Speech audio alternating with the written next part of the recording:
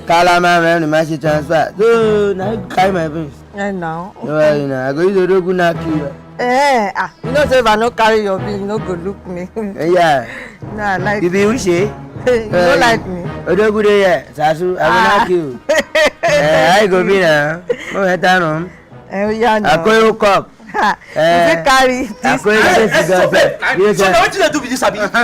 Now what you do with this? Now what you do? So I go come from house. You come there. Anybody wey sick, just jump from one bed to the other abi. You don't sell it. What be your problem? What is not my problem? What is your problem? What is not my problem? What I mean is not good. I want to go and call him because I see my husband. What is your own?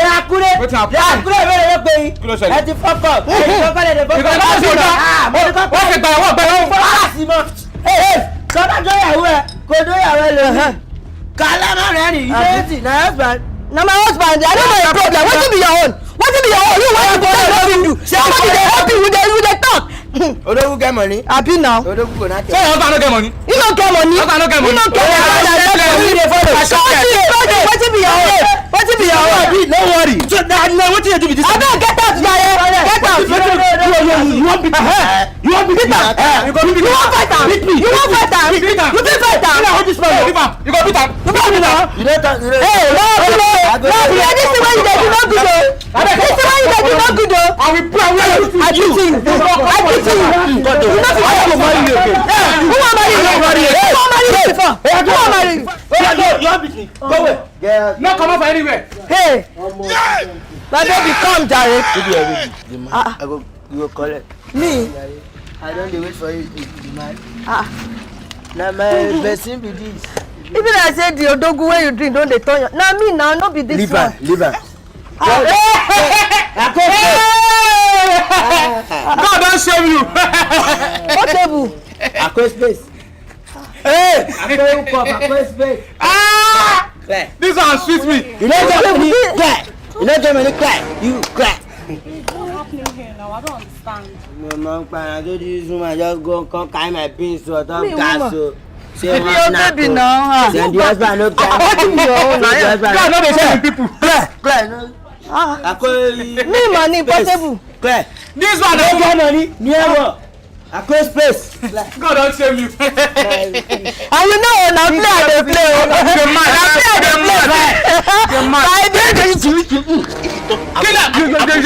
go slap. I dey play. I want me now more. Because you know my baby I beg. No. This one Abasado man, he get plenty woman. I do that. You dey mad. Come like Jennifer. I just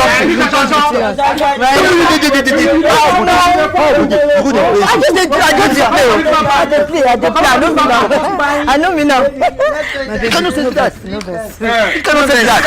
No verse. You can't play that. No verse, my baby. You cannot play that. No, leave me there. Go your house. First come. You cannot say that. Wait. I know wetin we go do. There's no problem. Enter. Chebi, wait. Chebi, now you want me to settle? Enter house. Enter house. Come. If it's still not. Enter house. You go with the grace. Enter house now. My baby, come. I know wetin we do. I get this one.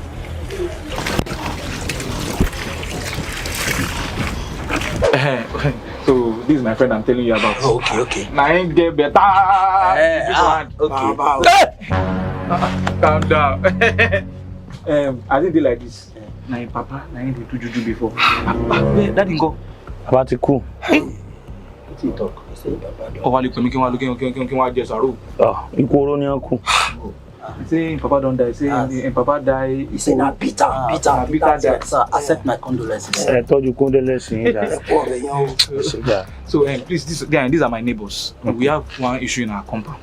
That's why we come here. Tell him I'm your landlord. Okay, let's back me landlord. What do you want to collect? That landlord? You say landlord. What's your problem? Say only you can solve the matter. That's why that. Everything where you now find come, I don't see him. Now I want to use him for this one. Yeah! No, use that for this one. No. No, use that for this one. No, they follow people like this. Waka again. Come on, not this one. They like this calm down. Not this one. Mama, daddy, lost on Ojeru Ebo. It's not ritual. Wọ́n kàn fi ọṣẹ tutù. Calm down. See, òun gangan bó ṣe wà yìí, òun nìyà jẹ. They have cheated on him. I swear. That's why he need freedom. That's why.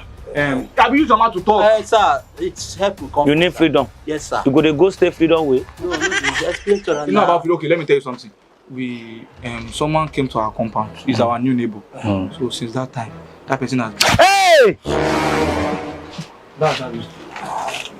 So he's our new neighbor. Eh? So since that time, he has been stressing us in our compound. He'll be scattering everywhere. He'll be collecting people's wife. He go just do something. He go carry people money. So for this time where me I dey. Yes. One person come dey do like say he get with it for it. Even do something for this man. Talk with your mouth. Sir, he collect my wife.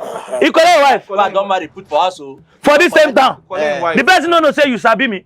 you don't know. I no wan know who him be. I go kill am. Me na. No, I don't want to make you kill him. I beg. You just want to make you do something where we say you no go. You When you find boy go spoil at least. Mo kill am now. No, kill down. No kill down. I beg. Tori Olorun. No, kill him. Okay. Mo blind am. No, don't something we go. I say they tell you say me I dey do better thing. No be I no get to do for any better thing now. Go spoil him fine boy. We go spoil him fine boy. Yes. Go spoil him fine boy. Hey! Okay. Wetin be his name? His name is Portable. Portable Omolalomi. Hey, wait. Portable kin. Portable Omolalomi. How you tell no Portable Omolalomi? He just come rent us for our compound. Which one? We said na me. Which one? We said na me. I'm going. Na me. What? So you been one work out on me? No, I no work out. Wait oh. Don't be Portable. Ìdààmú àdúgbò. Ìdààmú Africa. Ìdààmú country. Ìdààmú Nigeria. See that boy. Ona no fit do anything for am. That boy, ó sì ẹgbẹ́, ó sì awo gan. Awo 67 ló ṣe. Anybody wey try anything with am, he go there.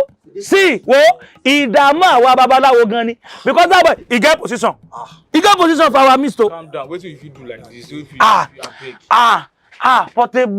Portable. I beg. Just help us. Make you just feel. Make yourself know. Say me, I get person. And you open your eye, you allow Portable stay for your house. Na mistake. I don't know the person wey you do before. I beg. Because if I do it now, you go later go to talk say, no be you tell me, no be you do juju for them, say you no tell me. I no go talk. No worry. I no go talk.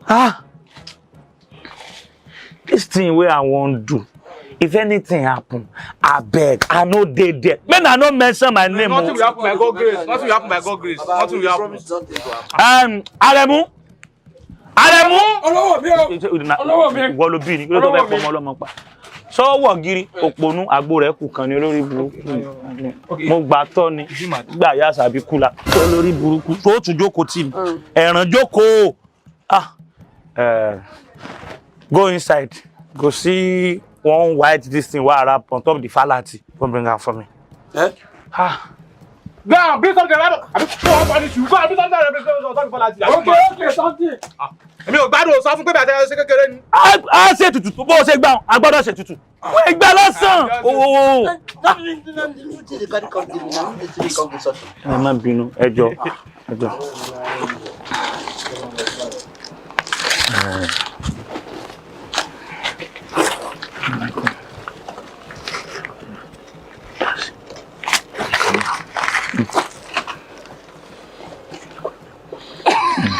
You dey okay? This one dey okay now. This one dey. Collect and give No, am. Give am. Ọ̀nà never ready abi. Collect am now. I say. Olówó mi. Ta ló lówó ajá ọya wèrè ni. Olówó mi. You know wetin? I go carry and give am. He go follow una so that he go teach una how to use am. Me na no do mistake o. Ọmọ yìí sì máa jẹun, ẹ gbọ́dọ̀ tọ́jú rẹ̀ kẹ́ fún lóúnjẹ o. Oúnjẹ ló pa ìyá rẹ̀ o. There's no problem. Na him go help us use am abi. For who? When you reach there, you go see wetin you wan do. Sha follow them. For who I wan use am? Portable. Portable. Zazu. He collected my wife o. That my wife Esther wey get ṣẹgbangba. He collected am. Hey, thank God you collect your own wife. He collected my wife. Let's go. Yeah, let's go. Ọkàn kwájú odi. Portable ló ṣe ìkọlẹ̀. Tó rọrùn obìnrin ló fi sọ correct English. Ó ṣe corrected my wife. Ọkàn kú dànù. Okay, me na dey go. Let's go. Ẹ wá, baba, next time. Ẹ̀yẹ́ mama tẹ̀lé wọn jáde mọ́. Wọ́n fi yín sowó ẹjọ́ nǹkan ètùtù. Olówó mi. Let's go. Olówó mi. Olówó mi. À ń lo lówó ajá olórí. Ààrẹ mú bàbá sì kú òkú dànù. Búrẹ́dì ẹ̀tẹ̀wà lọ́kàn kú jẹ náà kì í ṣe pé o ní. Landlord. Let's go now. I want to see Baba on some matter. Tell you want to do something together. I think once Baba you want to see. I know say me you no follow me. Èmi ò lóògùn re kankan oògùn ka nìkan mo ní o. Kí lè ta lẹ fẹ́ pa. Baba, calm down. Ọ̀dàlẹ̀ ni ọ́. Kó sí kó mi. Fìlà rẹ̀ bí pẹ́rẹ́gì ẹ̀sán. Orí bí n tí wọ́n fi nuwọ́ àbí kò fẹ́ dá máa lẹ̀ yá. Só sí eré sá.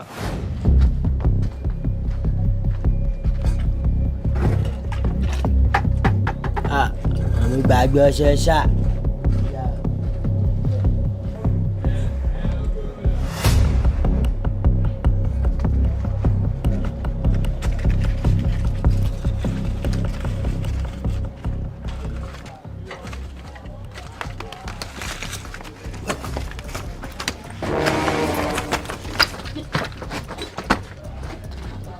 Bá ṣẹ́ta àwọn láti gé tú ara mi gbá ọkọ̀ gẹ̀ẹ́sì lè kò sí irú ọṣẹ tó lè lò yé wàhálà ọmọ wèrè.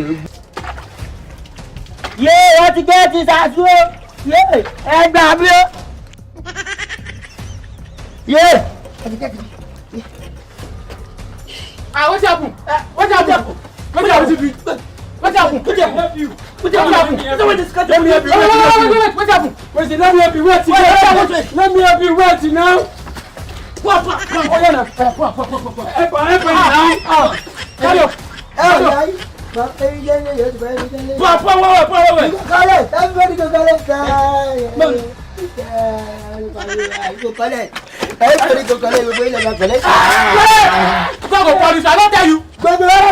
tell you. I don't tell you. I'm going to kill you. I don't tell you.